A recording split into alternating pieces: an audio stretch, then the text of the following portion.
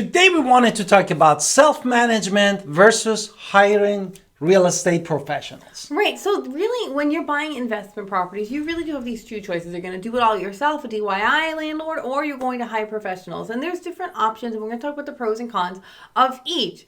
And this choice is going to affect a lot of things in your own life too. So it's really just what you're comfortable with at the end of the day, because there's no right or wrong answers. It's what you feel is best. Exactly. And the first thing that we wanted to talk, as we said, self-management. Therefore, these terms of self-management suggest that a property by the investor or owner that you taking all the responsibility associated with managing the property that you just purchased. It's not just managing, it's marketing, it's screening the tenants, it's handling the paperwork, and ensuring compliance with housing regulations. There's lots of details in that one thing. Now let's talk about the positives and the negatives that go along with this. Exactly. But before we get into too much detail, let's do our introduction. Let's hit it. Hi, it's Alan Victoria. Welcome to our channel and podcast. And if this is your first time in our podcast and YouTube channel, make sure you subscribe and get notified. Also, you call text all the time, 252-327-3357. We love talking to you. Don't be shy. Also, grab our buyer's guide and seller's guide in the description below. Now let's talk about the pros. Now, the pros of the self-management, as we know, the first thing could come to your mind is the cost saving.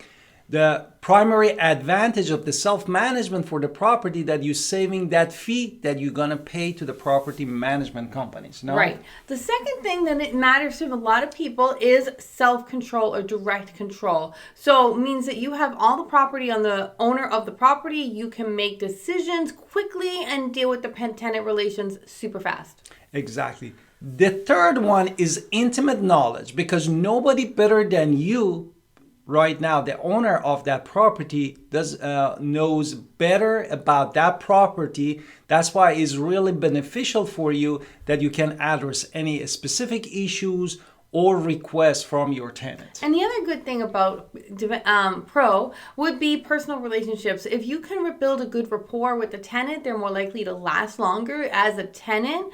You're going to take better care of the property, so it's going to appreciate, and you're going to have a lot of direct communications. There's a lot of positives that go along with if you can do it for yourself. Now let's talk about the cons. Exactly. Now let's address the cons of the self-management.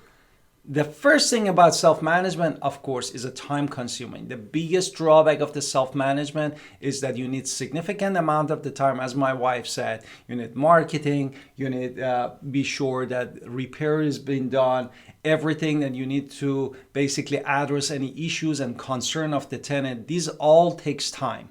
The second thing is you have to be a little bit more expert knowledge and care. So it's not, you have to have basic legal knowledge, maintenance skills, accounting skills. So you have to have a lot more skills on hand that you can do. So there's another option thing that can be a con. Exactly. The third thing is stressful. Yeah. Means that if there is a light night emergency or something, a difficult tenant or something that you need to immediately care, or even, God forbid, legal dispute, any of those things, for the self-management landlord could be very challenging and stressful. And then also a mistake that can happen is self-managers can make costly mistakes in either the tenant screening, the maintenance, or legal compliance that's going to cost them a lot more money in the long run. So those are the list of pros and cons. You decide what's best for you. Now let's talk about a real estate professional in your corner doing a lot of this work for you.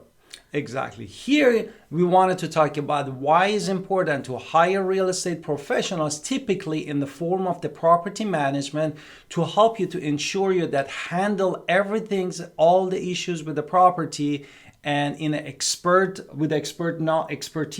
and help you to get off that stress that we were talking about. So let's go through the pros and then the cons again, right? So number one, the first pro is experience, experience, and experience. I said that 3 times because it really matters. So if you have necessary knowledge of how things work, and this person has that necessary knowledge, they have the skills to manage the property, to keep that in compliance with laws and regulations. That way you're a little more hands-free if something does happen. You had somebody there who was an expert in the field. The second things that we wanted to talk is this time saving. As we said, you are gonna basically spend a lot of time to manage your property if you wanted to do a self-management, and hiring another company or property management that they are real estate agent professionals. It helps you to save a tons of times and eliminate all those emergency calls that need to be taken care of right away. The third thing is, of course, marketing knowledge. So the real estate professional is going to understand the marketing trends, what the rental rates are in the area, and make sure that your rent is competitively priced. Because heaven forbid, you don't want to be the person renting a place for $750 when you could have been making $2,000 on that property. You don't want to be in that situation. That's why having marketing knowledge is important.